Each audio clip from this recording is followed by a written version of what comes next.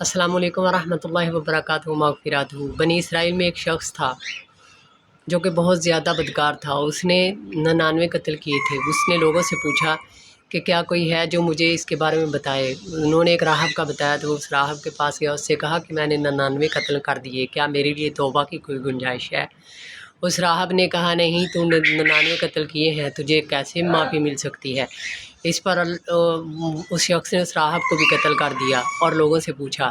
پھر لوگوں نے کسی اور راہب کا بتایا تو وہ اس راہب کے پاس گیا اور اس نے اسے عرض کی کہ میں نے 100 قتل کر دیے، کیا میرے لیے معافی کی کوئی گنجائش ہے؟ اس شخص نے کہا ہاں، تجھے اللہ معاف کر دے گا، تو معافی مانگ اور اس جگہ نہ جانا، یہاں سے تو آیا ہے وہ جگہ تیرے لیے اچھی نہیں ہے۔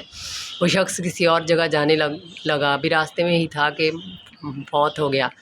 جنت اور دوزخ دونوں کے فرشتے حاضر ہو گئے اور ان میں یہ بحث ہوئی کہ اسے جنت میں لے جایا جائے یا دوزخ میں۔ پھر اللہ رب العزت نے ایک فرشتے کو انسانی روپ میں بھیجا تو اس فرشتے نے کہا کہ جہاں کا فاصلہ زیادہ ہے اسے ادھر والی سائڈ والے فرشتے لے جائیں۔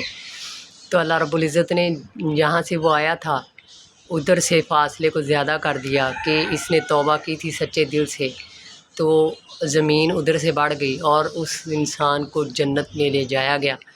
اللہ رب العزت ایسے اپنے معجزات دکھاتا ہے۔ اللہ رب العزت تمام امت محمدیہ کو عمل کی توفیق اور توبہ کی توفیق عطا فرمائے، آمین۔